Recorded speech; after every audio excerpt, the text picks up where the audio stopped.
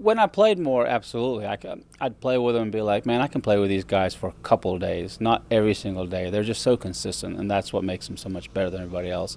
But for a couple of days, maybe, yeah. Realistic expectations, if I play well, is to make the cut.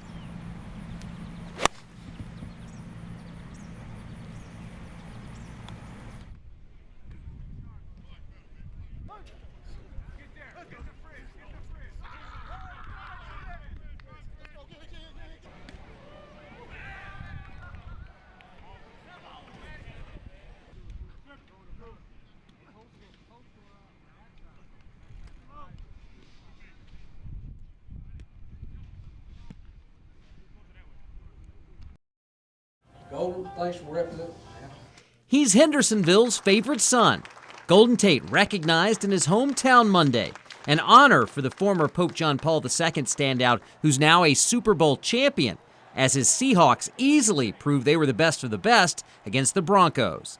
We don't feel like there was a stage that's too big for us. We prepared each game every single day as a championship week, a championship practice. It wasn't huge for us. The stage was bigger, but at the end of the day, it was still football. Now as a free agent, Tate turns his attention to where he'll be playing next. He's on record as saying that he'd like to stick in Seattle, but if that doesn't work out, a return to Tennessee would be fine with Tate. That would be awesome. That'd be something something I dreamed about. Playing for the Titans, to be playing on that field would be fun.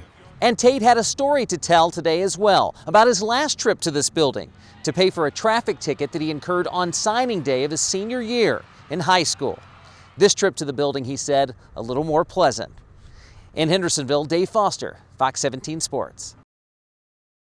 Belmont was supposed to be preparing Tuesday for a game against Fairfield. Instead, it was a light practice and scrimmage, since the game against the Stags has to be rescheduled.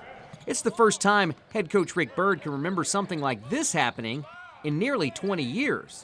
When we had to go by vans all over the place in NAIA days, I certainly remember some times that either we couldn't get there or they couldn't get here. Unfortunately, they can't make it down. We're not holding anything against them. I know we'll reschedule, get the game in, but now just more time for us to practice and get better. The postponement means that the Bruins will go a week and a half between games, so there is a fear of becoming a little rusty. However, the last one was a good one. The Bruins went down to Murfreesboro and beat Middle Tennessee, snapping the Blue Raiders' 30-plus game home win streak. We had some guys hurt, and to win that game down there was a real confidence booster for our team. So at 8-2, believe me, I don't want to start over again this season. Neither does freshman Caleb Chaubey, the guard from Mount Juliet.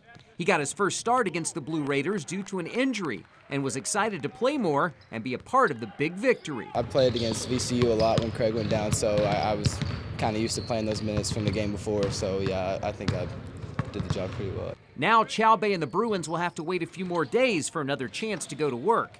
Belmont plays at South Dakota State Saturday. Dave Foster, Fox 17 Sports.